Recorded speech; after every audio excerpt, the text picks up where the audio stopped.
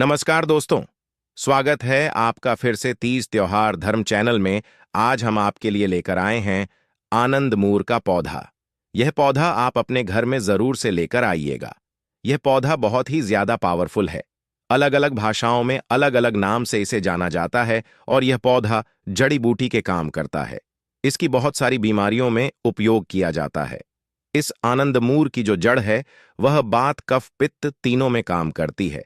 इसकी शुरुआत बरसात के मौसम में होती है, यानी कि यह बरसात में धीरे धीरे पैदा होता है और धीरे धीरे यह बड़ा होता है। साथ ही इस पर फल फूल कुछ भी नहीं लगा रहता। काफी लंबे समय तक इस पर कोई फूल और फल नहीं होते। यह पौधा काफी दूरी में फैला होता है और किसी न किसी पेड़ के सहारे ऊपर को जमीन पर फैलता है। करीबन 15 से 20 फीट तक की बेल इस पौधे की जमीन पर फैली होती है। और हाँ दोस्तों, जब यह छोटा रहता है तो इसके पत्ते थोड़े चौकोर और गोल होते हैं, लेकिन जैसे जैसे बेल बढ़ता जाता है वैसे वैसे इसके पत्ते पतले हो जाते हैं और लंबे हो जाते हैं। तो दोस्तों, मैं आपको बताया कि यह आनंद मूर बहुत सारी बीमारियों में काम करता है।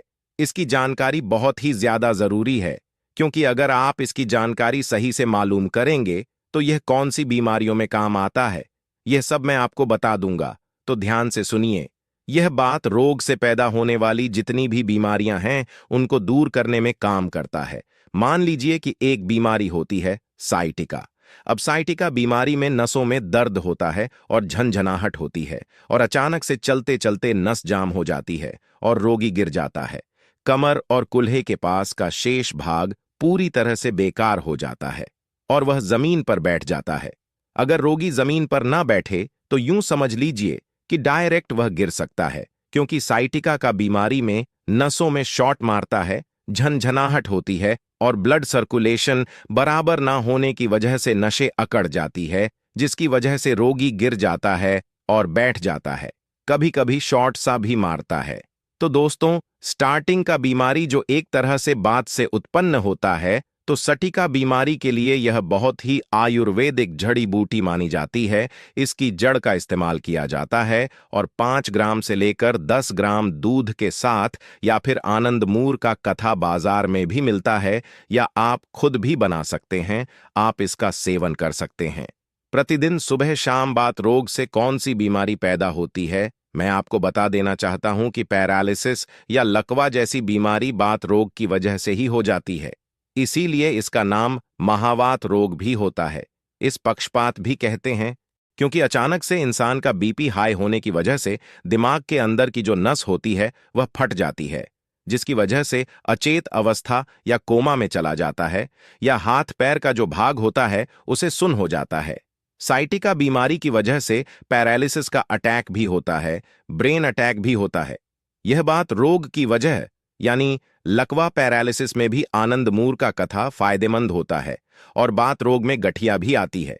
गठिया में गांठ गांठ में सूजन होती है और हाथ पैर में दर्द होता है।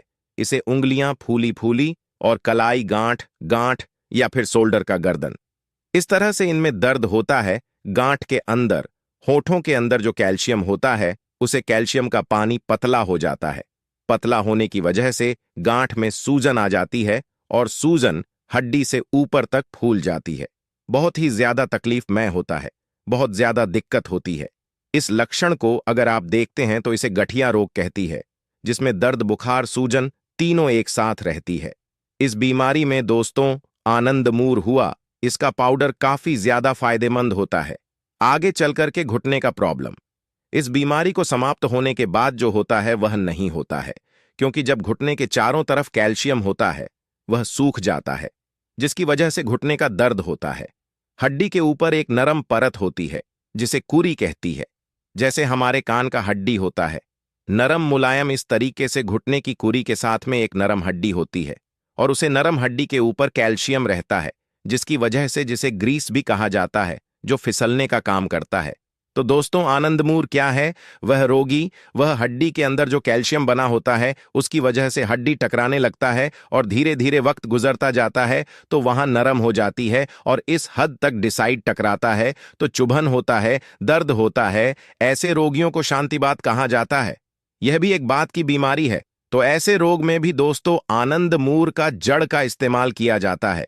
जिस दर्द, सूजन, कमर दर्द, गर्दन दर्द यानी किसी भी प्रकार के दर्द बुखार में उपयोगी माना जाता है। मैंने आपको बताया कब बात पित्त तीनों पर यह काम करता है। आनंदमूर काढ़ा बनाकर पीने से वात रोग दूर हो जाता है और कफ पित्त रोग भी दूर होता है। कई सारी बीमारियों में सबसे ज्यादा फायदेमंद होता है।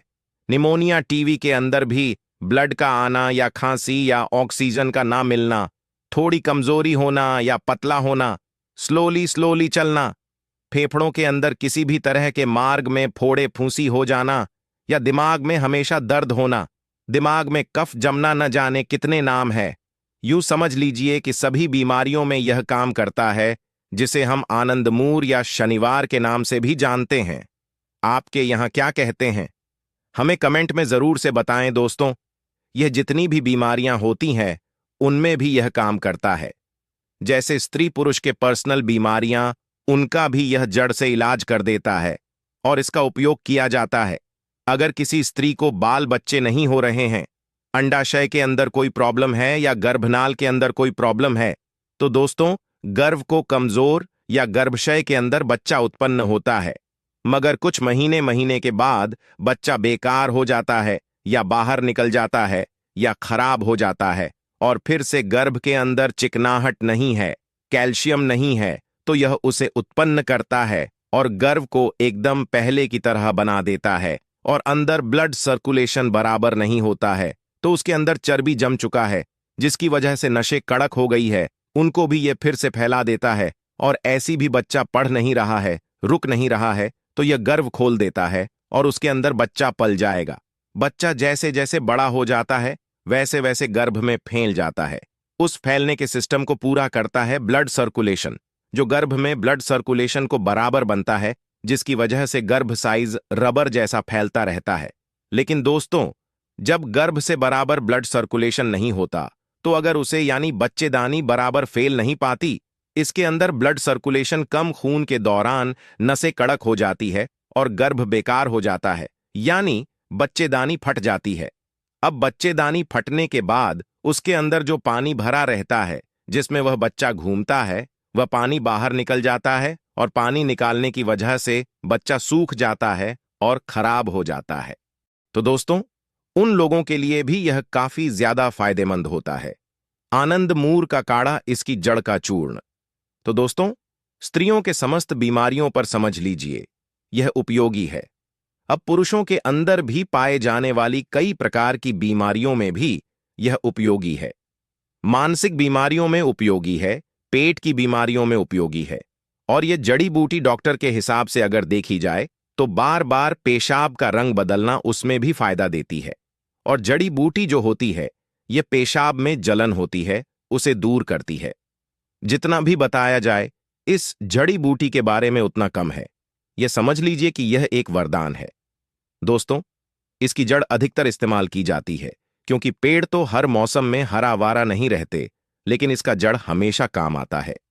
अब रह गया दोस्तों, इसी को जड़ चाहिए तो वह कोई भी आयुर्वेदिक स्टोर से, पंसारी की दुकान से इसकी जड़ का चूर्ण लेकर आ सकता है और डायरेक्ट इस जड़ को लाकर अपने हाथ से पीसकर इसका चूर्ण बनाकर के 5 ग्राम पाउडर को पानी के साथ सुबह शाम सेवन करता है, तो यह फायदा देती है। साथ ही इसका काढ़ा अगर आप खुद बना सकते हैं तो बना करके इसका कड़ा 10 ग्राम चूर्ण के साथ में सफेद पानी में भी यह काम आता है।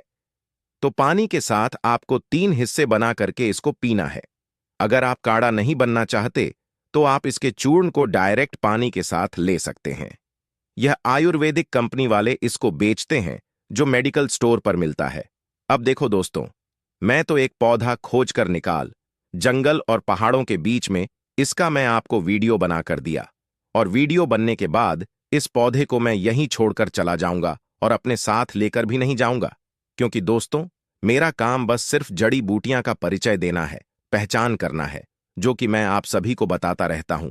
और मुझे उम्मीद है कि आप सभी इन पेड़ पौधों की जानकारी लेकर के जरूर से इनका फायदा लेंगे। अगर यह पौधा कहीं पर लगा है तो आप इस पौधे को तुरंत से लेकर आए, क्योंकि यह पौधा दोबारा उस स्थान पर नहीं लगता और शायद ही मुश्किल से यह मिलता है। तो आयुर्वेदिक दवाओं के इस्तेमाल के लिए तो आप इसे जरूर से प्रयोग करें। खट्टी चीजों से आपको जब यह प्रयोग करें उसे समय परहेज करना है, दवाओं का असर नष्ट कर देता है। यह और शीघ्र से शीघ्र आपको इसका लाभ प्राप्त होता है। वीडियो पसंद आए तो वीडियो को लाइक करें, शेयर करें। चैनल पर नए हैं तो चैनल को सब्सक्राइब जरूर से करें।